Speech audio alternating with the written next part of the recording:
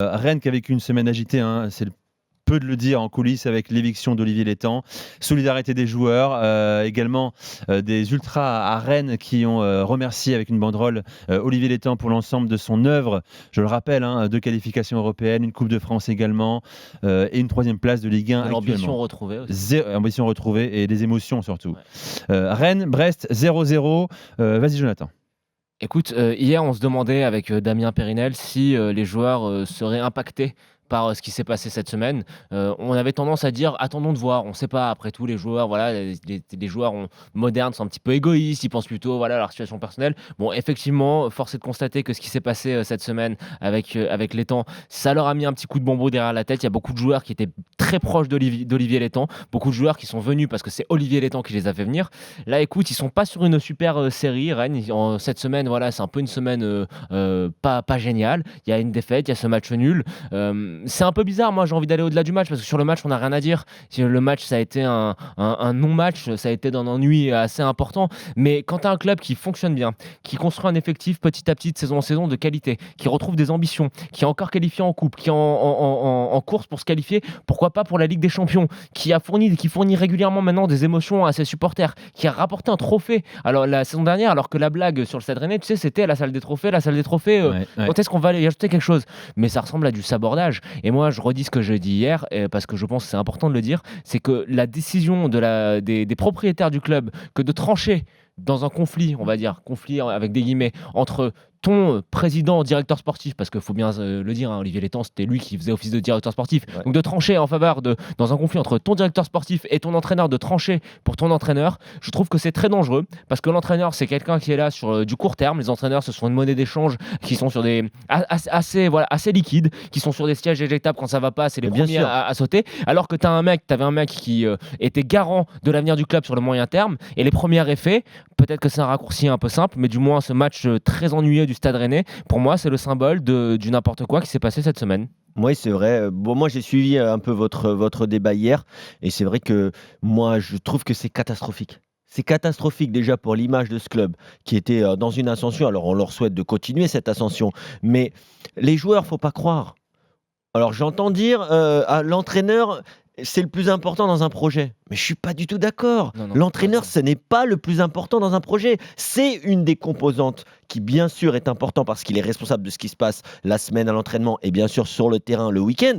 C'est l'image un peu, on va dire, vraiment technico-tactique d'un club. Mais Mais il le doit être envoyé. président, C'est le président le plus mais le important. président, c'est lui qui est le plus important aujourd'hui dans le football moderne. Ça peut être un président ou un directeur sportif, Voilà. parce que Leonardo, aujourd'hui, c'est lui, par exemple, qui est au Paris Oui, Saint-Germain oui. est le plus important, mais il a un peu cette casquette de directeur sportif président qu'avait aussi Létang.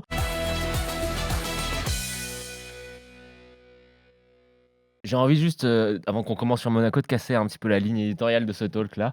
Et j'ai une grosse pensée pour tous les supporters amiénois. Je pense que cette défaite, c'est un très Lucas gros Elsner. coup sur la tête. Vous avez vu la tête de Lucas Elsner enfoncée sur son Ouais, banc. le pauvre. Ils ont fait un Mais match. presque les larmes aux yeux, j'avais l'impression. Ouais, ils ont fait un match qui me semblait assez cohérent, notamment en première mi-temps. Je les ai trouvés agressifs au pressing. Et là, voilà, patatran, en 5-10 minutes, je sais plus parce qu'on suit plein de matchs en même temps. 5-10 minutes, il y a tout qui bascule. Tu passes d'une victoire qui te En permet de 8 te minutes. relancer dans la course au maintien à une défaite qui t'enfonce encore plus. Donc, grosse pensée pour les supporters amiénois, évidemment pour mon ami Jean-Marc, qui est comme tous les matchs à domicile d'Amiens à la licorne avec ses enfants. Tu sais que c'est la journée internationale de whisky écossais aujourd'hui. Hein. Ouais, en plus, Vraiment. donc j'ai le droit Hein de parler de Jean-Marc. Voilà, tu vois. Merci Allez, leader à part Maximo.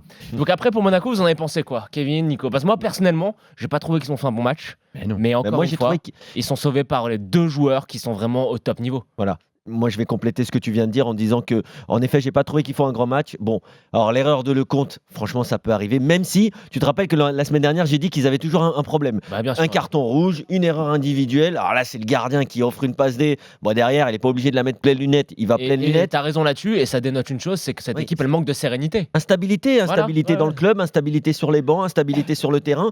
Et cette équipe qui est quand même tenue par certaines individualités, parce qu'aujourd'hui, j'ai trouvé, franchement, alors on suit plusieurs matchs, mais j'ai essayé quand même de faire une petite loupe sur Fofana, que j'ai trouvé impressionnant Ouais, très pour bien. un joueur qui vient d'arriver comme ça. Très bien, très bien. Franchement, je l'ai vu faire des percées. À un moment, il décale Golovin, qui doit lui-même décaler Ben Yedder et qui oublie un peu ses partenaires.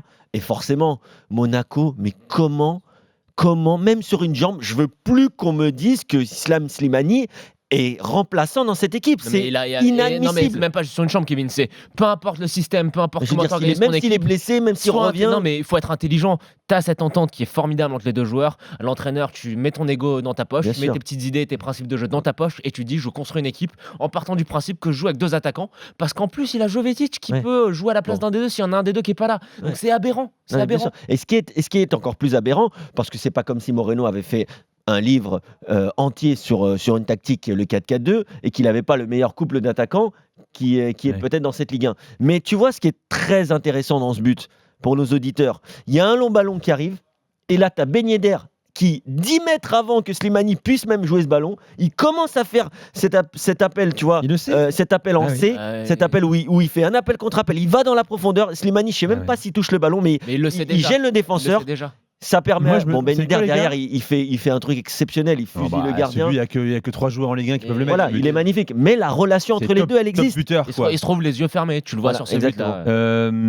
Déjà, je me demande Slimani Ben Yedder.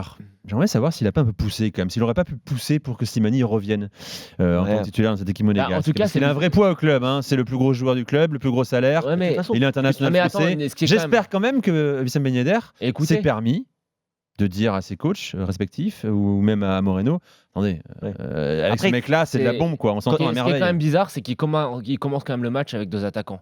Ouais. Il commence avec Jovetic, Ben Yedder. Et Après, là, le tu te système dis, n'était pas clair. Non, c'était pas clair parce qu'on se demandait si. En fait, c'était le positionnement de Golovin qui c'était faisait un qu'on en se 4-4-2 posait quand beaucoup même. de questions. Ouais, mais est-ce que c'était en losange? Est-ce que c'était c'était à plat? 4-3-3? On comprenait pas vraiment. Parfois, Jovetic redescendait enfin, Ben Yedder redescendait très très bas. Je comprends pas pourquoi, s'il joue avec ce profil de joueur-là qui est Jovetic, bah, je sais pas, mais Slimani, quoi. J'adore Jovetic, mais. Il a eu trop de blessures, sa carrière a pris trop de retard, c'est plus le joueur qu'il aurait dû être. T'as un joueur qui est ultra performant, qui est Islam Slimani, tu le laisses sur le banc. J'ai Mais vraiment je du te mal à dis, comprendre. j'ai l'impression- 8 buts, 7 J'ai vraiment passes. du mal. 8 buts, Et j'espère que ça va 7 changer, hein. 8 passes, 7 buts pour Bah, Slimani. il va cette faire un saison. double-double. Il va finir la saison à plus de Ouais. 10 buts, plus de 10 passes. C'est quand même impressionnant.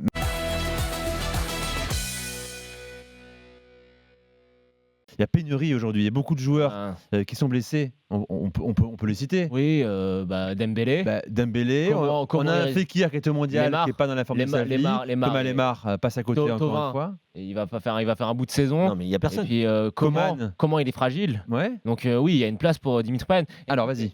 Tes Alors, 3 raisons, Jonathan. La première raison, c'est que pour moi, Dimitri Payet, quand il est à ce niveau-là, c'est-à-dire quand il est concentré, motivé, et qu'en plus, il associe les gestes à la parole, comme avant le match face à Lyon, il avait beaucoup ouvert et il a fait un match formidable. Pour moi, il a le niveau Ligue des Champions. C'est un joueur qui a le niveau Ligue des Champions Bien sûr. et qui a le niveau international. Et de loin, loin, loin, c'est un joueur qui a une putain de classe, pardonnez-moi d'être vulgaire, mais techniquement, il est largement au-dessus des autres. Et même quand je regarde les autres joueurs en équipe de France dont on parle de joueurs qui ont beaucoup de rapidité, beaucoup de vitesse, je suis désolé, Dimitri Payet, techniquement, il est au-dessus. La deuxième raison, c'est que je pense qu'il y a un vrai délit de sale gueule sur Dimitri Payet.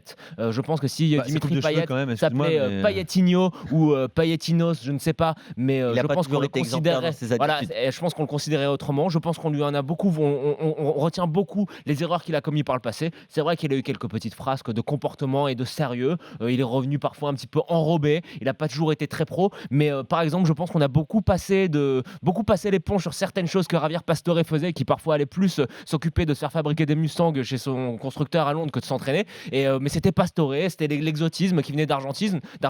Et là, je suis désolé, Dimitri Payet, c'est un sur-Pastore quand il est à ce niveau-là. Ouais. Et la troisième raison, là, je vais rentrer dans des considérations et ça m'intéresse d'avoir ton avis, Kevin, parce que c'est des considérations plus tactiques par rapport au bleu.